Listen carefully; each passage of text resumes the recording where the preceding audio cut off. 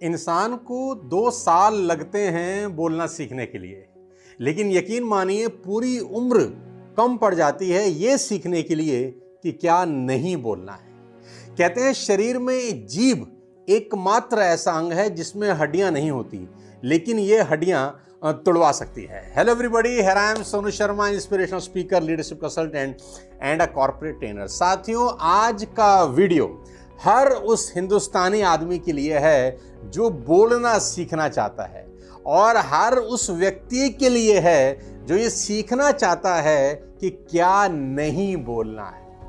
कहते हैं wise man speak because they have something to say and fool speak because they have to say something. साथियों, बोलना एक राष्ट्रीय बीमारी हो गई है। किसी ट्रेन के डब्बे में आप चले जाइए, किसी चाय वाली टपरी पर आप बैठ जाइए, वहां आपको सारे हिंदुस्तान का गीता ज्ञान मिल जाएगा।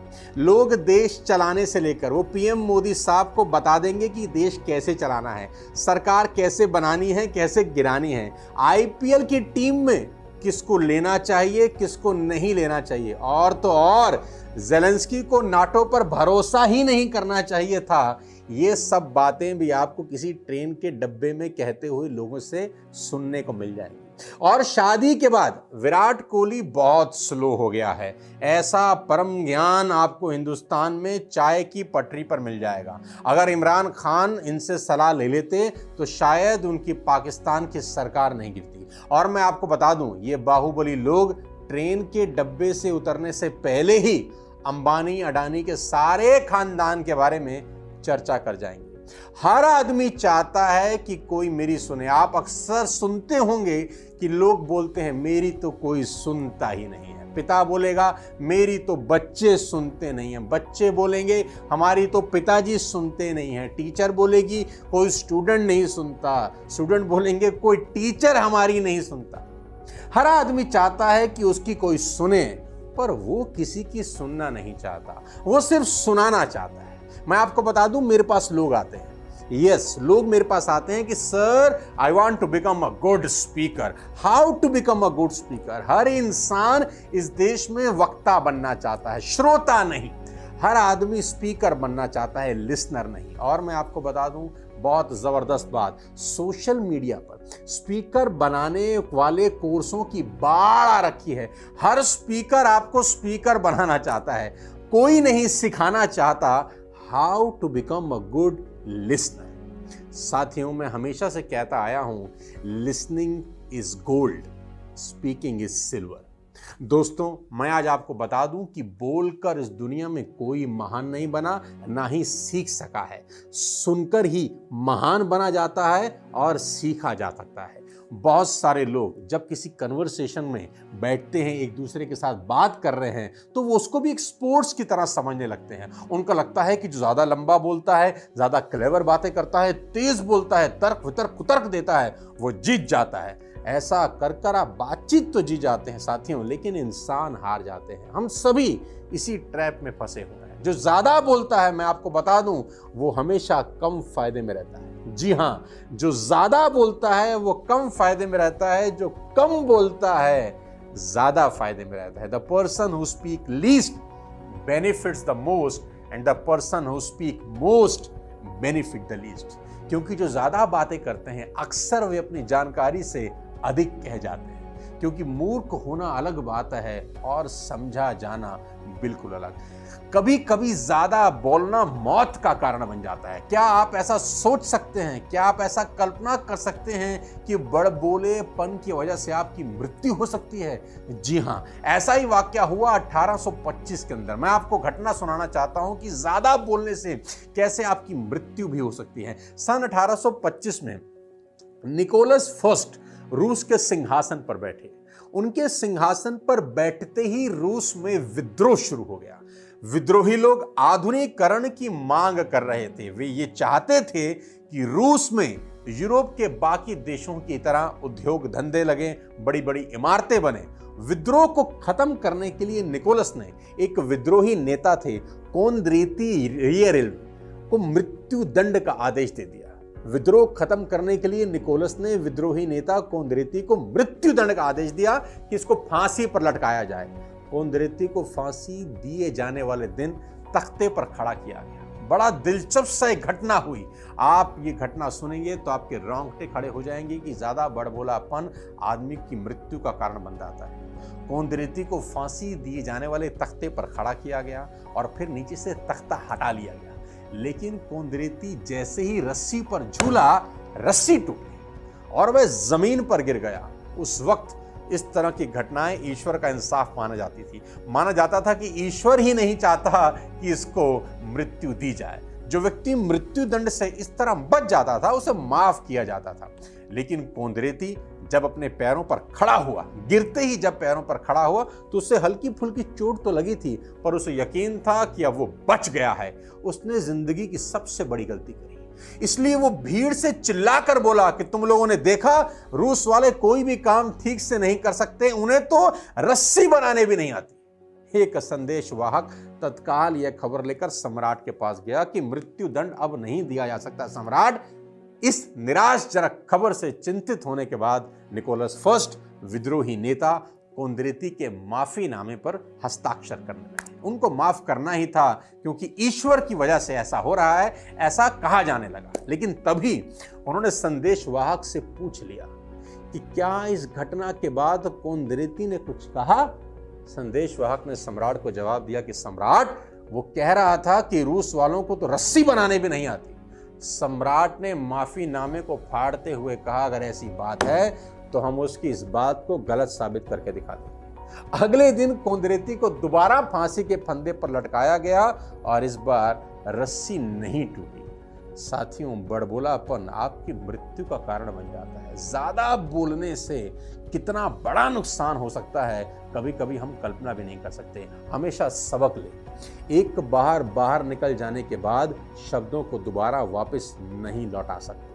शब्द एक बार बाहर से निकले और वापस नहीं आते। कहते हैं कि व्यंग्य के प्रति खास तौर पर सावधान रहें। जब आप किसी पे टोंट मारते हैं, कमेंट करते हैं, तो सावधान रहें, क्योंकि आपके व्यंग्य बाणों से आपको क्षण मात्र संतुष्टि तो मिल सकती है, लेकिन बदले में आपको उनकी बहुत बड़ी कीमत चुकानी पड़ जाती है। लोग अपना नुकसान भूल जाते हैं साथियों, लेकिन अपना अपमान कभी नहीं भूलते। वी हैव ब्लेस्ड साथियों, we have blessed with a very precious gift. Ladies and gentlemen, boys and girls, my friends, the gift of talking, the gift of language, the gift of being able to express our feelings.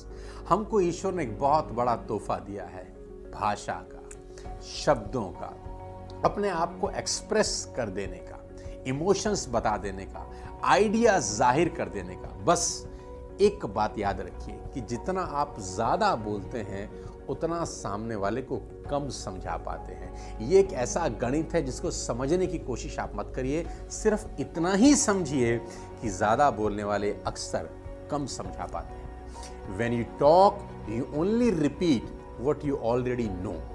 आप जब बात करते हैं तो सिर्फ आप repeat कर रहे हैं उन चीज़ों को जो आपको पहले से पता है। But if you listen, you may learn something new. अगर आप सुनते हैं तो आपको नई चीजें सीखने का सुअवसर प्राप्त होता है। ऑलवेज अस्यूम, हमेशा ऐसा मान के चलिए कि जब आप सामने वाले से बात कर रहे हैं, that the person you are listening to might know something you don't, कि सामने वाले को कुछ ऐसा जरूर पता है जो आपको नहीं पता। अगर आप उसको ध्यान से सुने तो आपको कुछ नई चीजें सीखने को मिलेंगी। मैं आपको कम बोलने के कुछ फायदे बता देता हूं। दुनिया आपको बोलने के फायदे बताएगी। पूरा सोशल मीडिया आपको बात कैसे करनी है, किस तरीके से करनी है, क्या बढ़िया आप स्पीकर कैसे बन सकते हैं, ये दुनिया आपको फायदे बताने वाली है। लेकिन इस वीडियो में मैं आपको बता देना चाहता हूं कि साइलेंस के क्या फायदे हैं, चुप रहने के क्या फायदे हैं। साइलेंस का सबसे बड़ा फायदा क्या है जानते हैं? कि जब आप सुनते हैं तो सामने वाला इंपॉर्टेंट फील करता है। जी हाँ, जब आप ध्यान से उसको सुनते हैं, आपकी आई कांटेक्ट सामने वाले से बनता है, आपकी बॉडी लैंग्वेज ऐसा उसको फील कराती है कि उसको सुना जा रहा है, उसको इंपॉर्टेंस फील होती है। साथियों, मैं आपको बता रहा हूं कि सामने वाले को इंपॉर्टेंट फील करा के आप इंपॉर्टेंट हो जाते हैं उसकी नज़र में।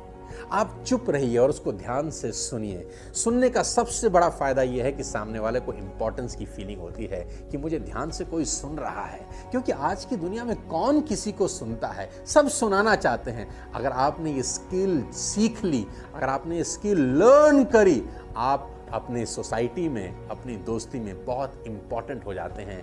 कोई होता है जिसके पास आदमी जाकर अपना दिल खोल के रख देता है, वैसे व्यक्ति आप बनिए, आपकी सोसाइटी में नाम, सम्मान, इज्जत बहुत बढ़ जाती है। दूसरी चीज, जब आप चुप रहते हैं बहुत समय तक और उसके बाद जब आप बोलना शुरू करते हैं, ladies and gentleman, it will carry more weight and influence. आपकी बातों में वजन होता है, आपकी बात को ध्यान से सुना जाता है। The more you speak the more ordinary you appear. जितना ज्यादा आप बोलते हैं उतने ऑर्डिनरी लगते हैं। The less you speak the more uncommon you will appear. जितना कम बोलते हैं उतने अनकॉमन लगते हैं। सुनने का, साइलेंस का तीसरा सबसे इंपॉर्टेंट बात बता दूं आपको, you will able to read people. आप लोगों को रीड करना सीख सकते हैं। जब आप चुप बैठते हैं और सामने वाला बोलता है तो आप ध्यान से उसको वॉच कर सकते हैं। उसके शब्दों में उसके मन की बात झलक जाती है। वो अंदर से क्या सोच रहा है आपके बारे में, क्या चाह रहा है, क्या बोलना चाह रहा है। अगर आप चुप रहते हैं तो आप सब समझ सकते हैं चुप रहकर। सबसे इंपॉर्टेंट बात बताऊं आपको, यू वॉन्ट साउंड स्टूपिड। आप चुप रहते हैं ना जब, तो आप स्टूपिड साउंड नहीं करते। क्योंकि होता क्या है, कभी कभी the more you speak the more you put yourself at the risk of saying something stupid. ज्यादा बोलते हैं तो कुछ ना कुछ मुंह से ऐसा निकल ही जाता है जो आवश्यक ही नहीं था। और एक पुरानी लाइन है, when it is not important it is important not to say. बहुत इंपॉर्टेंट लाइन है, दोहरा देता हूं। When it is not important it is important not to say. अगर जरूरी नहीं है तो यह जरूरी है कि ना कहा जाए।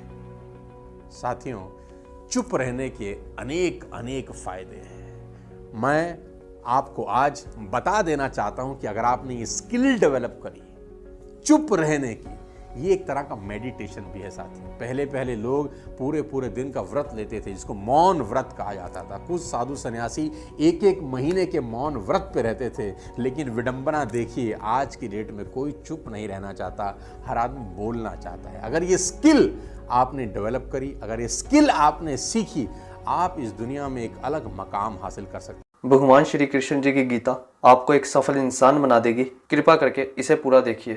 कुछ ही लोग इस दुनिया में सफल क्यों होते हैं, मैं आपको बताना चाहूंगा आज एक सीक्रेट, जिसने मुझे जिंदगी में सफल बनाया।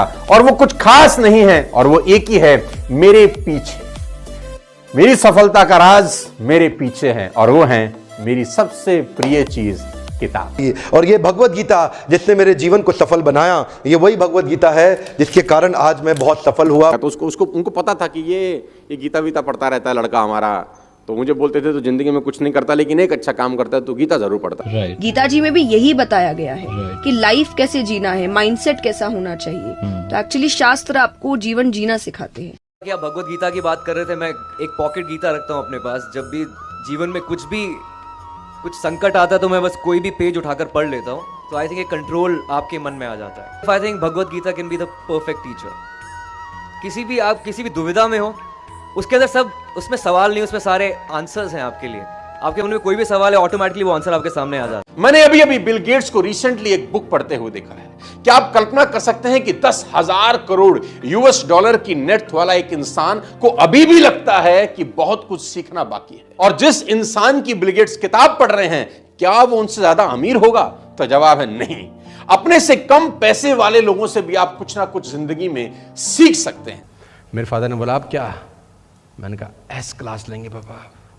बोले यार तू मिडिल क्लास से एस क्लास पे पहुंच रहा है। मैंने कहा देखो काम कर रहा है कि नहीं कर रहा है जुगाड़।